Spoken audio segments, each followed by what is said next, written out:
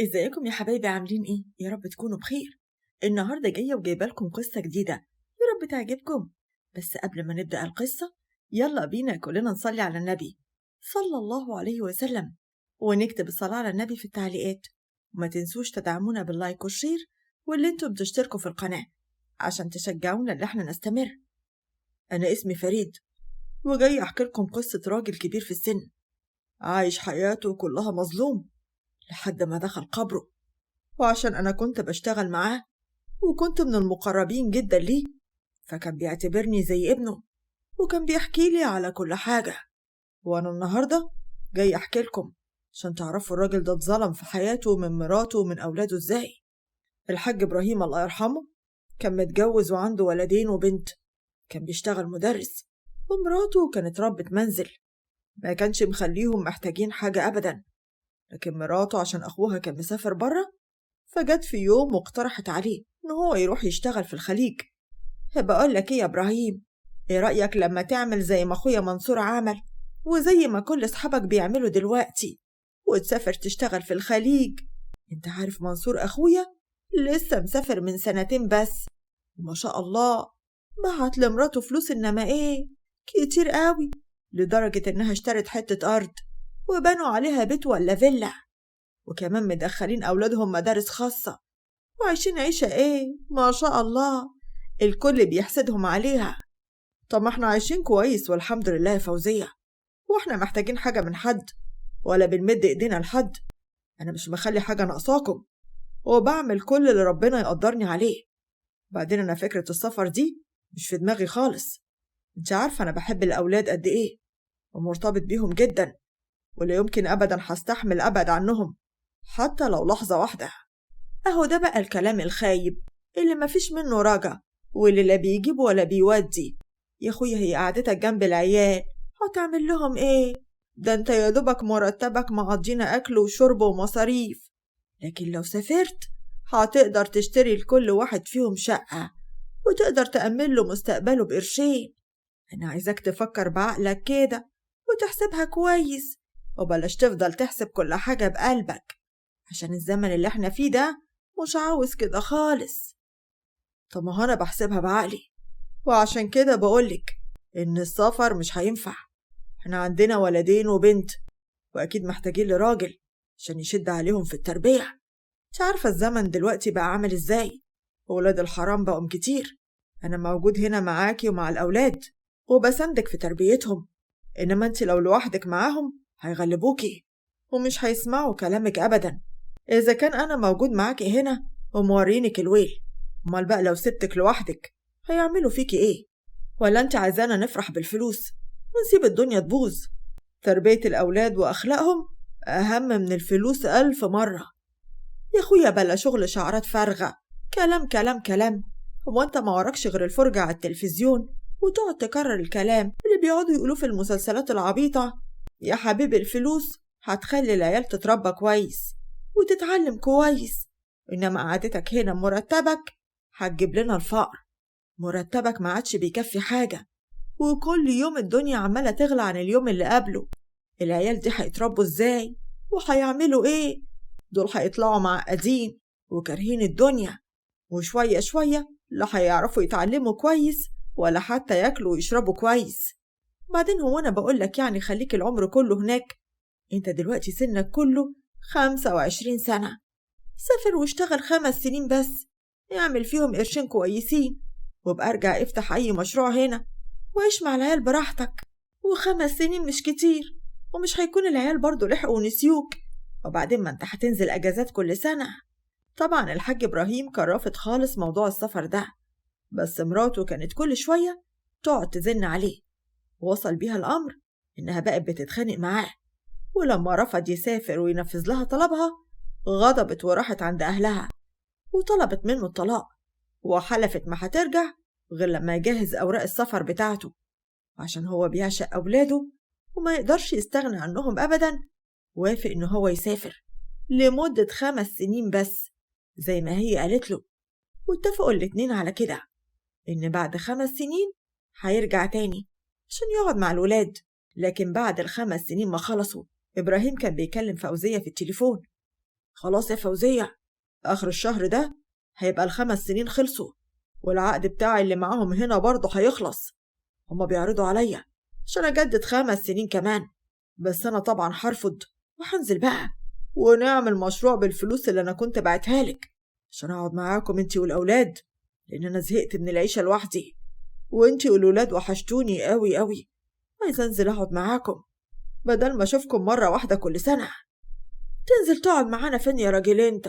طب ما تجدد 5 سنين كمان وبعد كده بقى انزل. وبعدين مشروع ايه اللي انت عاوز تفتحه ده؟ وهتجيب الفلوس منين اصلا؟ وانت فاكر ان الفلوس اللي كنت بتبعتها لي فاض منها حاجة؟ ده انا كنت بصرف على العيال، واللي كان بيفيد كنت بحوشه لحد ما ربنا قدرني وقدرت اشتري حتة ارض مساحتها انما ايه ممتازة قوي، هنعرف نبني عليها عمارة عشان تبقى لينا ولولادنا ولولادهم من بعدهم. انت ازاي تتصرفي من دماغك كده؟ ازاي ما ترجعليش؟ احنا مش اتفقنا قبل ما اسافر انك هتحوشي الفلوس عشان نفتح بيها مشروع وانزل اقعد في وسطكم بعد ال5 سنين دول؟ ليه بتروحي تشتري حتة ارض من غير ما تبلغيني ولا تقوليلي؟ يعني انت دلوقتي بتحطيني قدام الامر الواقع عشان تجبريني اجدد 5 سنين كمان، مش كده؟ وعاوزاني افضل اشوف عيالي مرة واحدة كل سنة؟ دي حتى اجازة كل سنة ما بتكملش شهر. هو ده اللي انت عاوزاه؟ والله ده انت لو شفت حتة الارض دي هتعجبك قوي قوي. وبعدين يا سيدي، هو بدل ما تفتح مشروع عند حد غريب تبقى فتح المشروع في عمارتك، وزي ما قلتلك المرة دي آخر مرة تجدد فيها، يدوب بس نبني العمارة ونشطبها، وبعد كده تبقى تنزل تقعد زي الملك وما تبقاش محتاج تشتغل أصلا. يعني لو مش عاوز تفتح مشروع هتأجر الشقق اللي في العمارة بتاعتك ونصرف من إيجارها وتبقى مالك وحافظ قيمة فلوسك في العقار، والعقار كل ما يقدم قيمته بتزيد. وأنا مش هقدر أعترض ولا أتكلم عشان انت خلاص مش سايباه الاختيار، انت حطيتيني قدام الأمر الواقع، ودلوقتي أنا مجبر إني أجدد وأقعد تاني عقبال ما نبني العمارة ونشطبها. بس يا ريت تبطلي تحلمي وتحاولي تحققي أحلامك على حساب صحتي وبعدي عن ولادي. أنا متجوزك ومخلف عشان أعيش وسط أسرة ويبقى ليا بيت، مش عشان أقعد هنا في الغربة مجرد بس أشتغل وأحقق أحلامك وأعيش أنا بقى وحيد طول عمري. بصراحة العيشة كده صعبة ولا تطاق.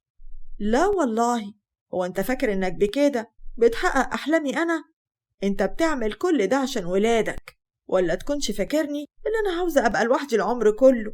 ما أنا برضو بتمنى إنك تنزل بدل ما أنا عايشة لوحدي، يبقى جوزي يا حبيبي جنبي، لكن مصلحة الولاد قبل مصلحتي ومصلحتك.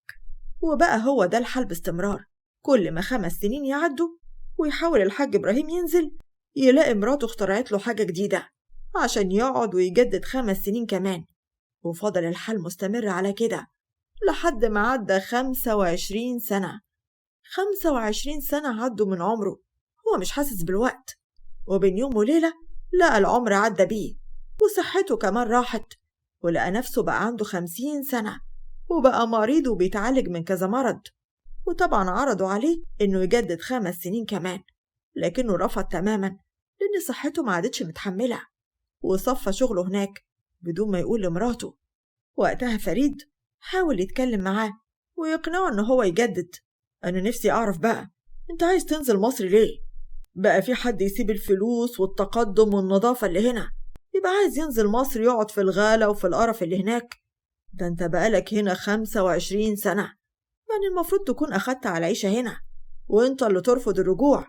إذا كان أنا بقالي 2 سنين بس، ولو هيدفعولي فلوس عشان أنزل أعيش في مصر هرفض أعمل كده. يا ابني ده عشان أنت لسه صغير والدنيا واخداك، لما توصل لسني هتتمنى لو الزمن يرجع بيك عشان تفضل قاعد مع أولادك وما تسيبهمش وتقعد هنا غريب لوحدك. طب ما أنا كمان سايب ولادي والموضوع مش مؤثر فيا قوي كده زي حضرتك، أنا بنزل لهم شهر كل سنة وأظن ده كفاية قوي. وأنا قاعد هنا يعني عشان نفسي؟ طب ما أنا متغرب وبعيد عن أهلي وبعيد عن بلدي عشان أقدر أعمل لهم مستقبل، يعني بضحي عشانهم، أكيد هم هيقدروا ده بعدين. هيقدروا تضحيتك دي بعدين؟ والله يا فريد يا ابني انت دمك خفيف قوي وضحكتني قوي قوي. انت هتتفاجئ بإن الفجوة بتزيد بينك وبين ولادك، ومع الوقت هتلاقي نفسك غريب وقعد في وسط ناس لا تعرفهم ولا يعرفوك. هتحس كمان إن هما متضايقين من وجودك. تخيل انت الحكاية دي هتوجعك قد ايه. انا مش مصدق ان حضرتك بتقول ده انا لما بنزل لولادي بيبقوا فرحانين ويقعدوا يطلبوا مني طلبات وحاجات ومحتاجات، وكل همهم ان اجيب لهم الحاجات اللي هم عاوزينها. وتفضل مراتي تقولي انا بنتي عاوزة موبايل وانا ابني عاوز مش عارف ايه، وببقى فرحان قوي ان هم شايفيني سندهم وعزوتهم واني مصدر الشيء اللي بيفرحهم، وبقدر اجيب لهم اللي هم عاوزينه. والله لما بشوف الفرحة مالية عيونهم بتبقى الدنيا مش سيعاني يا حاج إبراهيم. كل اللي انت بتقوله ده يا ابني كويس قوي، بس انت مش ملاحظ انك زي ما سألت برضه رديت على نفسك؟ مش فاهم بصراحة. معلش يا عم إبراهيم، أنا زي ابنك يعني وفهمي على قدي. وضح بس انت تقصد ايه. انت قلت بنفسك ولادك بيبقوا فرحانين بالحاجة اللي بيطلبوها من أمهم وأمهم تطلبها منك. يعني محدش فيهم بيجي ياخدك بالحضن يقولك لو سمحت يا بابا أنا نفسي في كذا. بيروحوا يكلموا أمهم ويطلبوا منها حتى لو انت قاعد، وده يبين لك الفجوة اللي بينك وبينهم. أنا مش هكذب عليك يا عم إبراهيم وأقولك إن الكلام ده ما بيحصلش، لأنه حرفيا ده اللي بيحصل. يعني الأجازة اللي فاتت لما كنت في مصر بنتي كانت عايزة حاجة اشتريها لها، وكنا قاعدين كلنا، فراحت وشوشت مامتها في ودنها، وبعد كده دخلت أوضتها ومامتها هي اللي قالت لي. بس أظن الموضوع ده عادي، يعني مش لازم تاخده على أعصابك قوي كده. أقصد يعني إن دول أطفال وبكرة لما يكبروا يفهموا، وبحكم إن أمهم بتقعد معاهم وقت أطول فطبيعي متأثرين بيها أكتر. لا وانت الصادق، مهما كبروا هيفضل الوضع هو الوضع. ومش الموضوع إن هما متأثرين بأمهم أكتر، الموضوع إن هما مش حاسين بوجودك، هما بس عاوزين الحاجات اللي بتجيبها، وده أسوأ شيء. هقولك على موقف بسيط. أنا مرة كنت في أجازة في مصر، والمفروض إن ابني كان رايح رحلة مع أصحابه. ما كانش طفل يعني عشان أقول إنه مش فاهم، بالعكس الكلام ده كان من حوالي 2 أو 3. كان ابني وقتها في الكلية، يعني راجل وفاهم بيقول إيه وبيعمل إيه.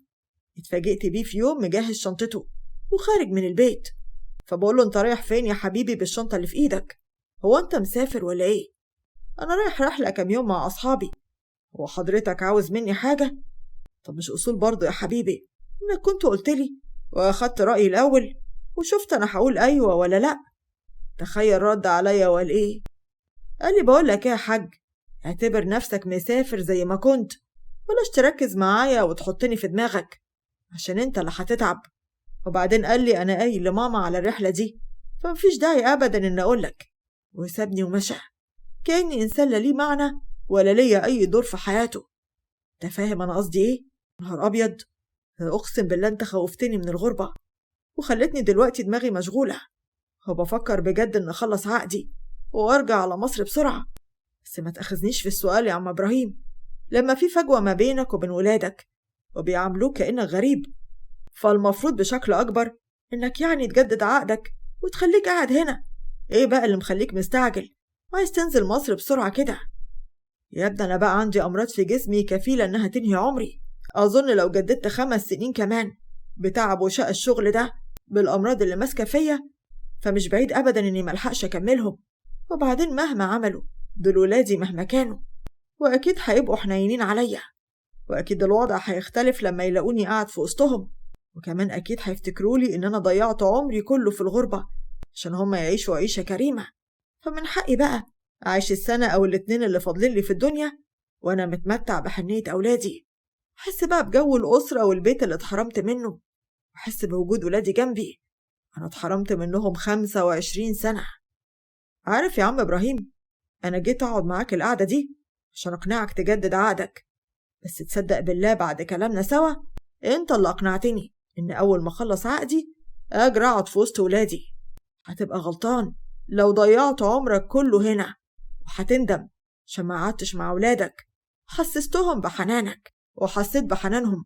لو فضلت في الغربة هنا يا ابني هتبص وتلاقي نفسك بين يوم وليلة عمرك ضاع. انت عايش في الدنيا غريب ووحيد، مش بعيد كمان لما تفارق الحياة ما تلاقيش حد ينزل دمعة واحدة عليك ولا حتى حد يقرأ لك الفاتحة. هم خلاص ناسوا وجودك، وكانوا متعودين على عدم وجودك في الدنيا، فهتفرق ايه يعني لو سبتهم ورحت على الآخرة؟ اهو كده كده انت كنت سايبهم، سواء مسافر في الغربة أو نايم في قبرك، وفي كلا الحالتين انت مش موجود في حياتهم. بصراحة كلام عم إبراهيم مس قلبي قوي، وخلى قلبي وجعني عليه. وصدقوني كنت حاسس في نبرة صوته قد ايه هو خايف من رجوعه مصر. بقيت أروح أقعد معاه كل شوية لحد ما جه ميعاد سفره، وودعته وسافر. وطبعا كان معانا أرقام تليفونات بعض عشان نفضل على اتصال دائم. بس طبعا رجوع مصر زود حزنه ومرضه أكتر، واكتشف إنه فعلا بقى غريب عن ولاده وبيته. الحاج إبراهيم كان قاعد مع فوزية مراته. هو أنت إيه اللي جابك دلوقتي يا إبراهيم؟ مش كنت قبل ما تنزل يا أخويا أجازة تتصل وتقول أنا نازل وتعرفني إنك جاي؟ هو ينفع كده؟ ينفع تنزل أجازة من السفر وتطب علينا وفجأة الناس تبص يلاقوك داخل عليهم كده؟ إيه الكلام اللي أنت بتقوليه ده يا فوزية؟ هو أنا خلاص بقيت غريب عنكم؟ وناس مين اللي بتبص وتلاقيني طابب فجأة؟ هما الناس دول مش ولادي برضو؟ يعني أنت عاوزاني أستأذن منك قبل ما أجي بيتي ولا إيه؟ ولا ممكن تكوني نسيتي إن البيت ده بيتي؟ هو مفتوح بحسي وبفلوسي، والمفروض إن أجي وقت ما أنا عايز، مش أستأذن قبل ما أجي. طبعا طبعا يا إبراهيم يا أخويا، أنا ما أقصدش إنك تستأذن، أنا بقول يعني إن بدل ما تتبهدل في المواصلات كنت بعتلك حد من العيال بالعربية، وكنت جهزتلك أكلة حلوة. ده هو شهر بتنزله كل سنة، ولازم تاكل كويس وتقعد قعدة حلوة. أكيد أنت محروم كمان من الأكل البيتي ومن قعدة العيلة. لا خلاص يا فوزية، الأيام دي انتهت. من هنا ورايح هشبع من كل حاجة اتحرمت منها، كل حاجة فاتت عليا السنين اللي فاتت، سواء الأكل البيتي أو حنية ولادي أو وجودي مع مراتي. يعني إيه يا أخويا؟ تقصد إيه بالكلام ده بالظبط؟ وضح لي كلامك يا إبراهيم، أنا سامعة كده في نبرة مش عجباني. أنا خلاص بعد ما خلصت عقدي رفضت إن أجدده، وصفيت ونهيت كل حاجة، ونزلت مصر بشكل نهائي، ومش هسافر تاني أبدا. أنت إزاي تعمل كده يا راجل أنت؟ قبل ما تقولي إزاي ما تقوليش وتاخد رأيي؟ مش كنت تشوف رأيي الأول ولا إيه؟ يعني خلاص كده أنت صفيت كل حاجة؟ مفروض كنت تستنى شوية عشان نعمل قرشين للعيال تانيين. ولا أنت هتفضل كده بقى تصرف من الفلوس اللي أنت محوشها لحد ما نبقى على الحديدة؟ حرام عليك يا شيخة، أنا صحتي راحت وقضيت عمري كله عشان أأمن لكم مستقبلكم. أنا عمري ما فكرت في نفسي، وعمري ما نسيتكم. ده أنا عشت طول عمري محروم من البيت ومن الولاد ومن الإحساس بالأسرة والدفع عشان أنفذ لكم كل اللي بتحلموا بيه. وانتي ست ما عندكيش لا قلب ولا رحمة، ولا عمرك كنت قنوعة، ولا رضيتي باللي أنا كنت ببعته. كنت كل ما أقولك خلاص عاوز أنزل لولادي كنت ترفضي وتطلبي فلوس أكتر. عشان كده المرة دي قررت أحطك قدام الأمر الواقع، لأن كنت عارف إنك هتقوليلي أجدد وهتطلبي حاجات أكتر. لكن أنا خلاص تعبت وصحتي كمان ضاعت، ومبقتش مستحمل غربة أكتر من كده. ده على أساس إنك شايفني جبت حاجة لنفسي. ما كل حاجة أنا عملتها عشان خاطر الولاد. بعدين ما أنا ضحيت زيك بالظبط. وأنت فاكر كانت سهلة عليا يعني أنا عايشة براعي الأولاد لوحدي كأني أرملة أو مطلقة وشايلة همهم لوحدي من غير راجل؟ وزي ما أنت محروم من الأسرة ومحروم مني، أنا كمان كنت محرومة منك. ومين كان السبب الرئيسي في كل اللي أنت بتقوليه ده؟ مش طلباتك اللي ما بتخلص؟ في الأول اشتريتي أرض، وبعد الأرض خليتيني أجدد عشان نبنيها، وبعد ما خلاص بنينا عمارة خليتيني أجدد عشان تشطبيها، وبعد ما اتشطبت قررت إني لازم أجدد عشان تفرشي شقة على مزاجك على الموضة ويبقى مستواها عالي، وبعد ما عملت كده قررت إني أجدد عشان الولاد كبروا وكل واحد فيهم محتاج عربية، وبعد ما نفذتلك كل اللي انت عاوزاه خليتيني أجدد عشان أحط لكل واحد مبلغ باسمه في البنك. ده غير الدهب الكتير اللي بقى عندك. ده انت عديتي الكيلو دهب. وكل ده عملته عشان ايه؟ مش عشان طلباتك انت والعيال؟ وفي الآخر لا جيت في بالكم ولا فكرتوا فيا. خلاص يا إبراهيم، خلاص بقى. هو انت رجعت من السفر عشان تفضل تديني محاضرة وتعرفني قد ايه ضحيت؟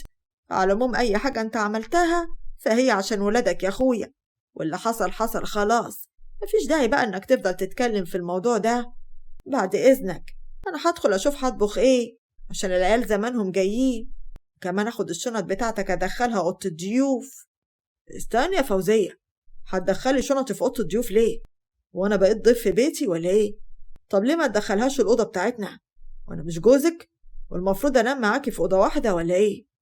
يا إبراهيم، المفروض أنا ما قلتش حاجة، بس أنا يعني بصراحة كده مش متعودة على وجودك. بصراحة متعودة إني طول عمري أنام لوحدي، وأحلف لك بإيه إني مش بعرف أغير مكاني، ولا كنت نمت أنا في أوضة الضيوف، وعشان كده معلش يعني نام أنت بس في الأوضة بتاعة الضيوف فترة لحد ما أتعود عليك، وبعد كده هبقى أخليك تدخل تنام معايا في نفس الأوضة.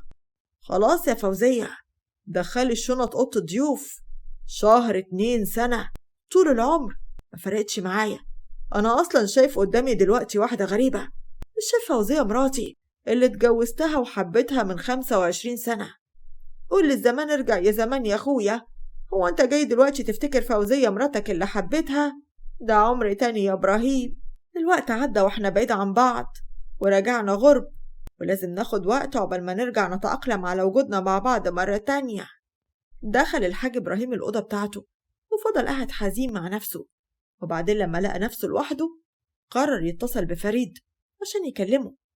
فريد رد على التليفون وقال: ده أنا قلت زمان الحاج إبراهيم دلوقتي قاعد هايص مع مراته وولاده ونسيني خالص، ده أنت كده تقريبا واصل من كام ساعة بس.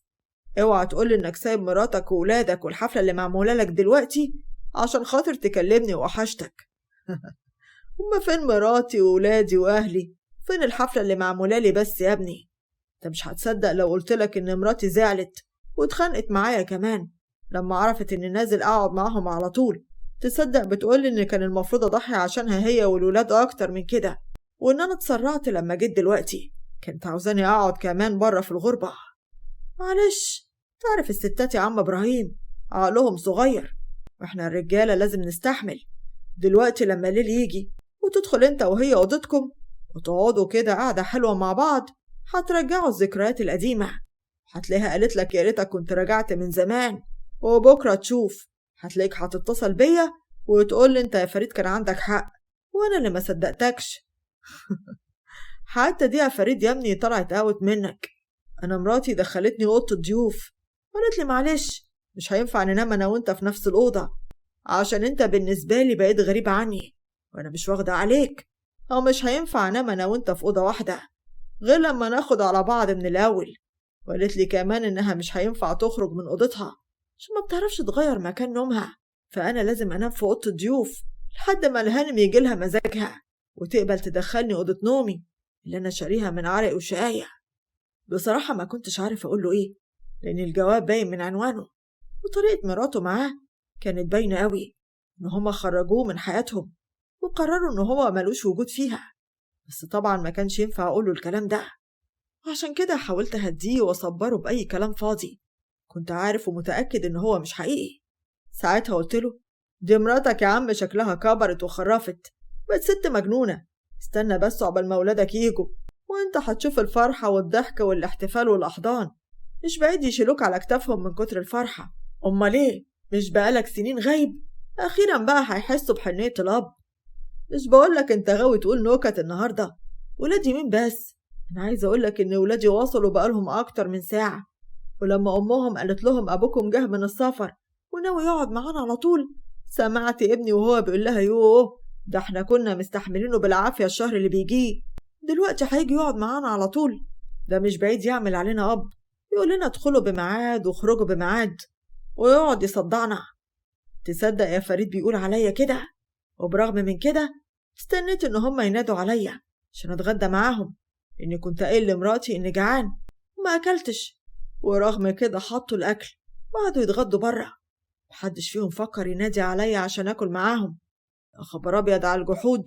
طب اهدى بس يا عم إبراهيم، يمكن بس عشان مش واخدين على وجودك، الموضوع يعني لسه في الأول، بس إن شاء الله لما تقعد معاهم فترة كده ويتعودوا عليك هتلاقي الموضوع اختلف، هتلاقيهم فرحانين بوجودك إن شاء الله.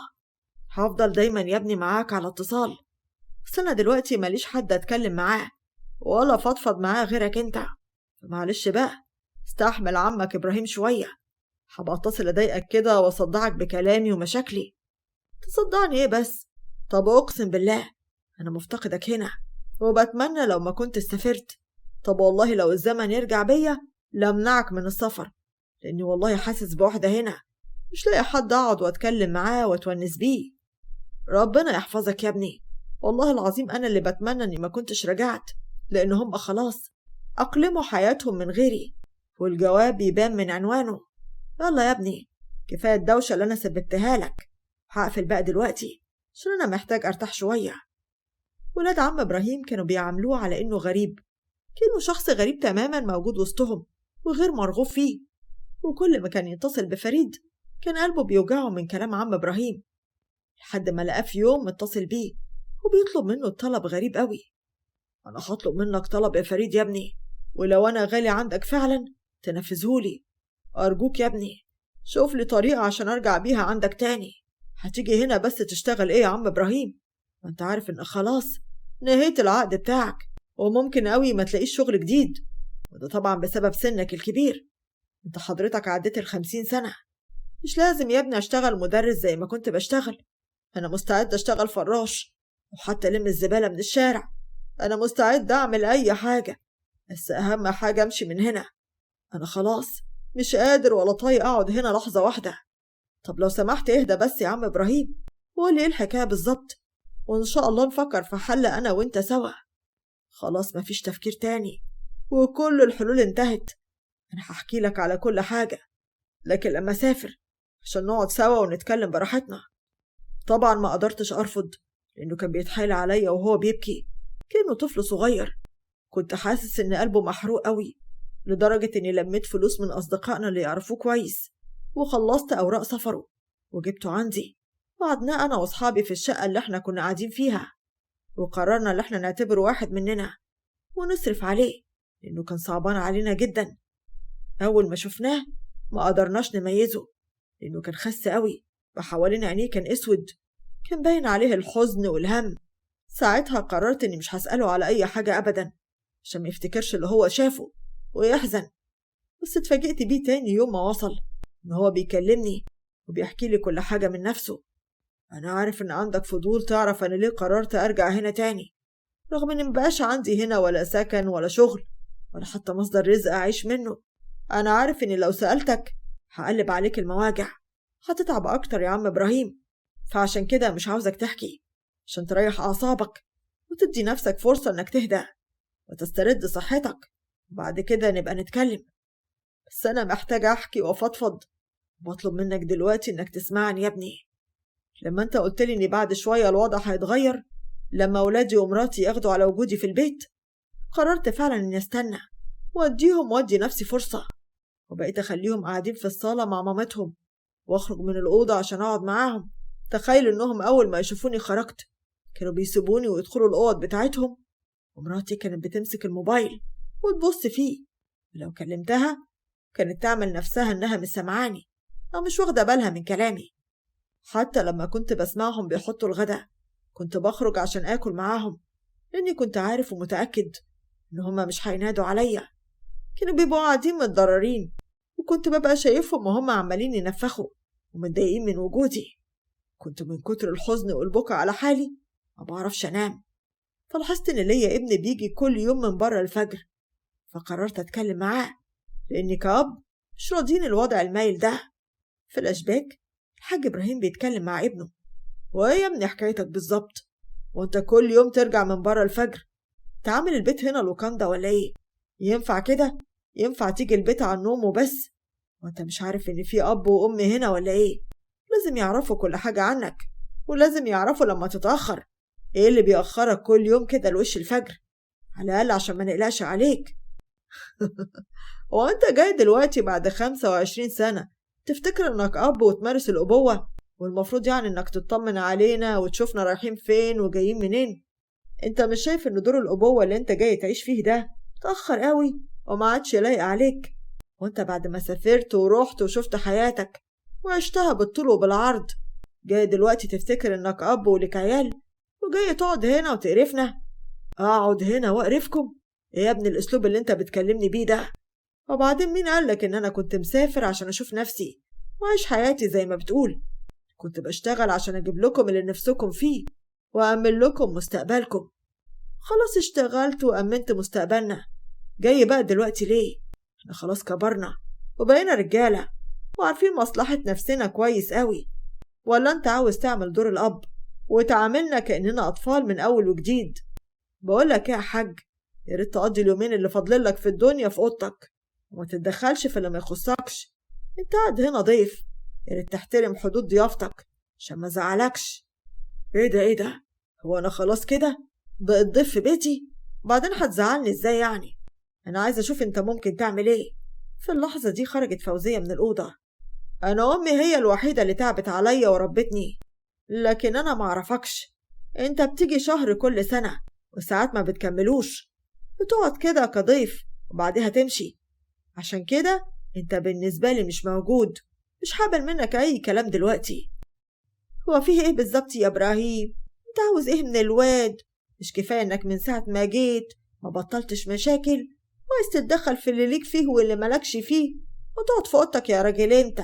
اتلم بقى وما تخرجش من الاوضه، واللي تحتاجه هيدخل لحد عندك. بك وفضلوا يا ابني يتخانقوا معايا، وخرج الاولاد اللي كانوا نايمين في اوضتهم على صوت امهم واخوهم وهما بيزعقولي.